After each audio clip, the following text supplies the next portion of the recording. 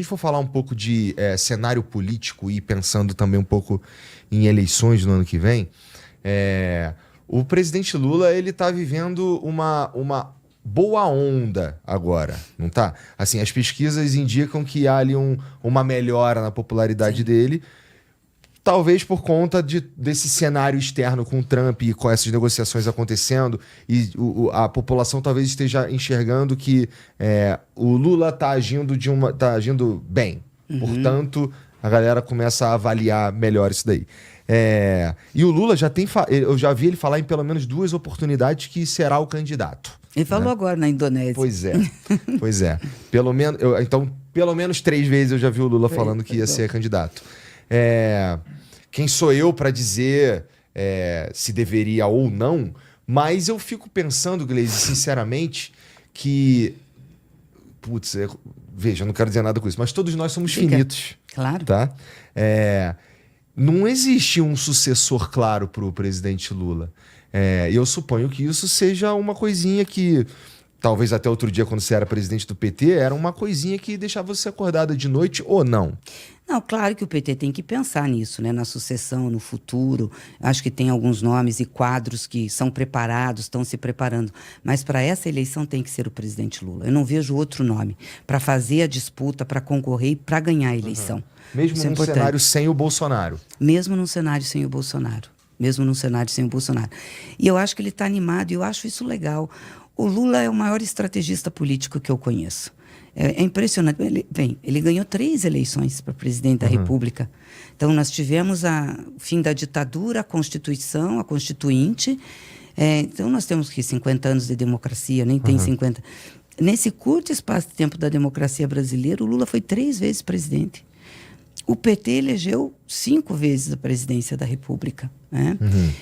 Então, eu acho que isso diz alguma coisa. Por mais que o pessoal às vezes critique, que a gente tenha cometido erro, e claro, qualquer organização humana comete, mas eu acho que isso diz muita coisa sobre a política brasileira e sobre entregas para o povo e para a população. E esse mandato do presidente Lula tem muita coisa feita. Muita coisa feita. E eu acho que agora as pessoas estão começando a sentir o resultado, entendeu? Dessas coisas. Sentir o resultado na economia, a inflação de alimentos está caindo, mas também sentir o resultado na renda. Por exemplo, nós aprovamos agora lá no Congresso uma medida provisória que o governo mandou que isenta a conta de luz de quem está no cadastro único que consome até 80 quilowatts e reduz a conta de 80 a 120. Isso é uma baita economia para as famílias, porque a conta de energia é muito cara. E o presidente disse assim, não pode ser um país que tem tanta energia. Mas é porque tem uns rolos lá que fizeram. Aí eles disseram, nós vamos fazer esse programa para dar renda para o povo viver melhor. Você tem um programa como Farmácia Popular. Gente, são 40 itens que as pessoas pegam de graça na farmácia. Inclusive fralda geriátrica, absorvente, que é caro para muitas famílias, né? Quando eu digo que 70% ganha até 2 salários mínimos, então você gastar com farmácia, é pesado. Sim, pode ficar doente, por exemplo. É pesado. E você ter esses remédios de graça, isso faz muita diferença no orçamento familiar. Então, isso tudo é programa do Lula, que ele fez nos primeiros mandatos, daí foi meio que desconstruído, abandonado, e que ele está reconstruindo. Programa de casa. Ele lançou essa semana passada um negócio que é muito legal, que é de reforma de casa.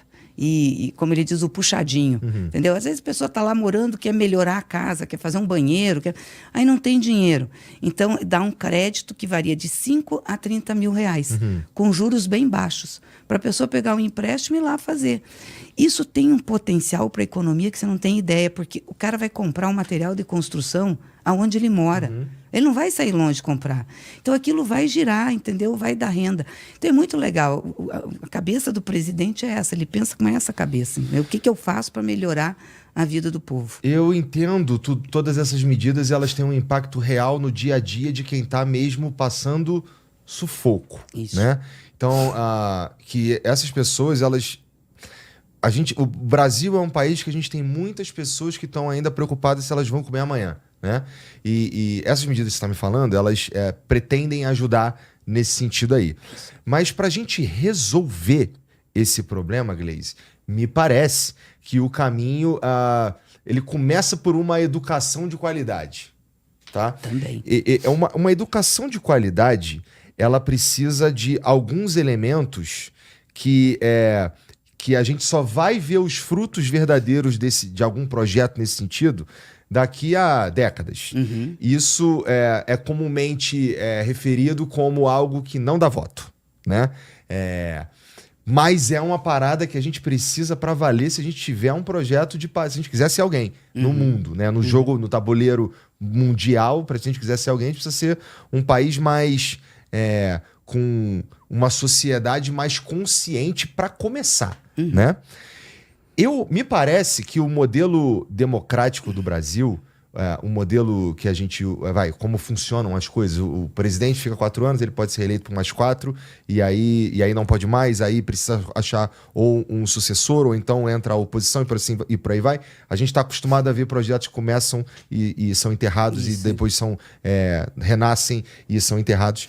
Quando é que a gente, na tua opinião, quando é que a gente vai estar pronto para ter um projeto de país sério no sentido de ter uma educação transformadora? Eu sou ex-professor, isso é um assunto que é meio caro para mim, entendeu? Eu realmente, quando a gente para ver que o nosso povo é ruim de interpretar texto, como esse cara vai ser bom de votar, sabe? Como esse cara vai ser bom de identificar alguém que tá enrolando ele. Como esse cara vai ser bom de não cair numa fake news.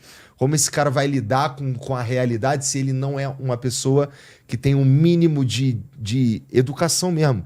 Para ter uma intelectualidade digna, sabe? Eu não tô falando do Einstein. Tô falando da gente ter pessoas que funcionam, que pensam o que eles estão fazendo, sabe? Para além da escassez, sabe? E eu acho que começa com a educação. Você acha que o nosso modelo político precisa mudar para que a gente tenha um projeto perene, que o cara pensa, ó, daqui a 30... Que nem, ó, na China, que não é um modelo parecido com o nosso, o Partido Comunista Chinês sabe exatamente quem vai estar no poder daqui a 40 anos.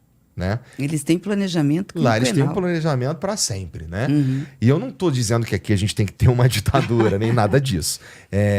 Mas qual que é o ambiente político que precisa ser formado para que a gente preste uma atenção séria na educação, a ponto da gente transformar o pensamento, não o pensamento do povo, mas dar a eles as ferramentas de ter um pensamento crítico, que eu acho que é isso que vai mudar. Deixa eu dizer.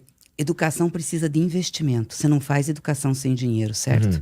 Seja dinheiro para a estrutura da rede escolar, das universidades, seja dinheiro para pagar bem professor, remunerar bem, qualificar. Precisa disso. Por que a gente lutou tanto pelo piso da educação? 15% dos recursos dos impostos para a educação. Porque isso dá condições de você planejar ações na educação. Fazer, por exemplo, o piso mínimo dos professores, a base do salário mínimo para os professores para todo o Brasil, porque esses recursos da educação são divididos com estados, com municípios, tem o fundo, né, o Fundeb, então são divididos. Isso dá condições de pensar a educação no médio e longo prazo. O que fizeram as maravilhas que depois que deram o golpe na Dilma? Congelaram, não deixaram crescer o piso, entendeu? Tiraram o piso, puseram lá naquele limitador. E quase que agora entra no arcabouço também. Nós é uma briga. Não pode mexer. Ah, não, mas aí comprime as outras despesas. Nós vamos ver o que a gente vai fazer com as outras despesas, mas não dá para mexer nisso. Porque se você não tiver a previsibilidade do que você vai ter de dinheiro, você não investe. Então, a gente tem conseguido melhorar um pouco o nível da educação e da escolaridade no Brasil por conta disso. E o Lula, que é um cara que não é formado, foi o presidente que mais abriu universidade, que mais investiu na educação superior nesse país nos primeiros mandatos dele. E continua investindo com institutos federais, com a educação tecnológica, educação técnica, abriu mais institutos federais agora. E agora diz o seguinte, nós precisamos ajudar e estar com os estados e municípios para investir na educação básica. E aí, um grande problema, a evasão escolar para quem está no segundo grau, né?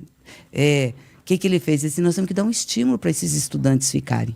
Hoje tem 4 milhões de alunos do ensino público que ganham uma bolsa, que é o pé de meia, entendeu? Isso faz muita diferença para o menino se estimular e ficar, para não sair da escola, né? Então, tudo isso pode ser mudado no próximo mandato de alguém. Pode, mas deixa eu te dizer, tem algumas coisas que ficam como conquistas. Por exemplo, o Bolsonaro não conseguiu mudar o Bolsa Família. Só mudou o nome, entendeu? Não conseguiu acabar totalmente com programas de saúde, também não conseguiu acabar totalmente com a educação. Ele queria vender as universidades, isso é verdade, porque ele acha a universidade um horror. Né? Então ele parou. Mas não. E tentaram cortar o teto. Então, eu acho que tem coisas que, se a população pegar para si como direito adquirido, é difícil entrar um governo e tirar. Então, a gente tem que fazer essas políticas públicas estruturadas e dizer, e começar a planejar. Né? Tem o Plano Nacional de Desenvolvimento da Educação, que foi aprovado. Então, tem uma série de coisas. E a educação, com certeza, é base para você melhorar as coisas. Agora, para melhorar mesmo essa realidade que o Brasil tem, além de uma educação de qualidade, nós precisamos mexer na diferença de renda, mudar o sistema tributário brasileiro. Hoje, você cobra tributo pesado em cima do consumo.